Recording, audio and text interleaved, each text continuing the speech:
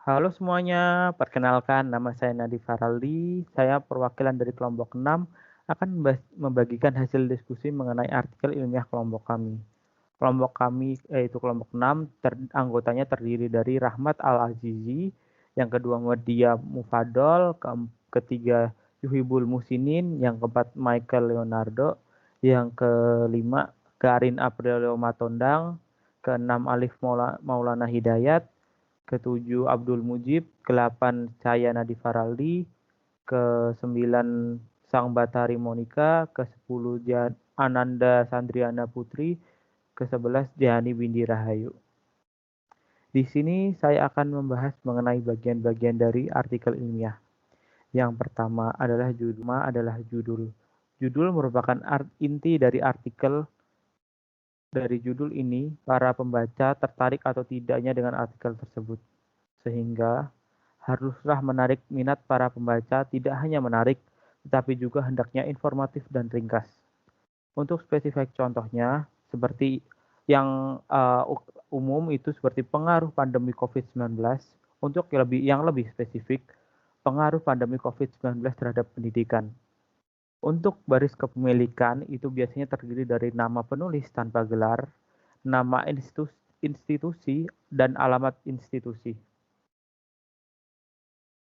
Abstrak biasanya terdiri dari bahasa Indonesia dan bahasa Inggris. Ada yang hanya bahasa Indonesia saja, ada juga yang hanya bahasa Inggris saja. Itu tergantung dengan penulisannya. Namun, umumnya abstrak ditampilkan dalam bahasa Inggris. Abstrak atau abstrak merupakan kependekan yang secara lengkap, komprehensif, dan jelas menerangkan keseluruhan isi tulisan.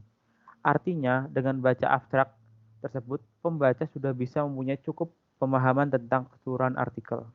Biasanya disajikan dalam satu paragraf dengan menggunakan tidak lebih dari 200 kata, maupun dalam satu paragraf harus berisi unsur-unsur latar belakang, tujuan, metode yang dipakai, hasil secara singkat, kesimpulan, dan saran. Kata kunci di bawah abstrak yang sering dicantumkan kata kunci antara 3 sampai 12 kata kunci. Satu kunci bisa terdiri atas satu kata atau lebih yang mempunyai satu arti atau frasa. Misalnya coronavirus. Kata kunci ini penting dalam penelusuran lewat internet. Sewaktu melakukan scanning lewat kata tertentu, juga artikel dan jurnal internasional yang memuat kata tersebut akan muncul. Sehingga pemilihan kata dalam artikel harus cermat. Kata-kata kunci yang dipakai untuk menelusuri pustaka dalam rangka menulis artikel merupakan kata kunci yang baik. Dalam dunia kedokteran, tersedia indeks medikus yang berisi kata-kata yang bisa dipakai.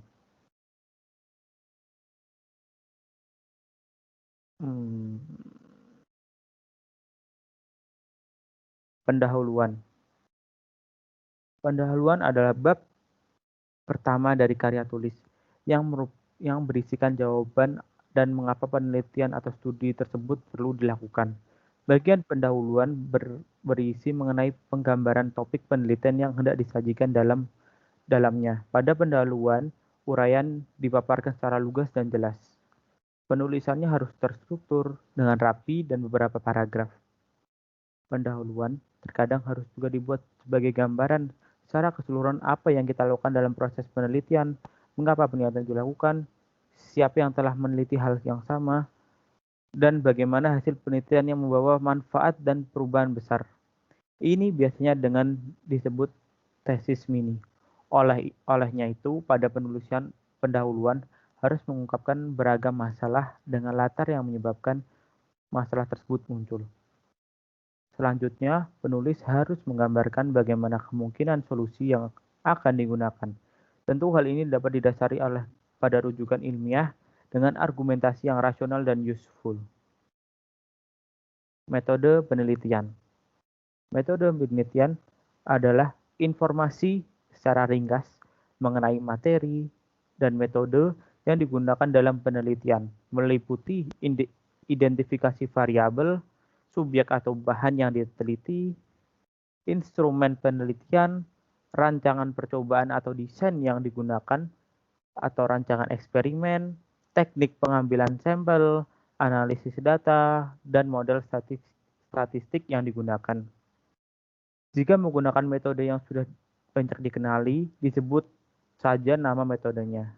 Jika diperlukan, sebutkan sumber rujukan yang digunakan sebagai acuan. Untuk penelitian kualitatif, metode penelitian dapat menyesuaikan. Sampel waktu penelitian, lokasi penelitian, prosedur penelitian, analisis data. Ini digunakan untuk artikel ilmiah yang melakukan penelitian secara langsung. Hasil dan pembahasan. Hasil karya ilmiah yang mengharuskan pemisahan dari hasil pembahasan atau menyatukan hasil dan pembahasan, ada pula yang menyerahkan kepada penulis. Kalau hasil terpisah dari pembahasan, bagian result semata-mata hanya disajikan dalam bentuk penelitian tanpa harus membahasnya. Pembahasan baru dilakukan di pembahasan, karena karya ilmiah kami tidak melakukan penelitian secara langsung, sehingga di artikel ilmiah kami tidak memiliki data berupa variabel. Jadi kami menampilkan hasil dan pembahasan jadi satu.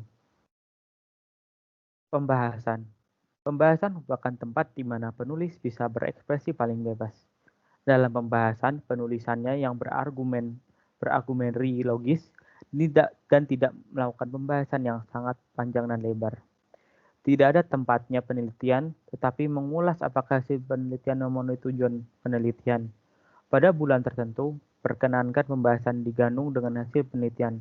Bila hasil penelitian cukup singkat atau cakupannya kurang luas, bila hasil penelitian cukup panjang, jangkauannya luas, disisihkan. Penjelasan mengenai hasil penelitian dikaitkan dengan hasil penelitian sebelumnya, dianalisis secara kritis, dan dikaitkan dengan literatur terkini yang relevan, yang jumlahnya maksimal hanya 30-40% dari keseluruhan halaman naskah.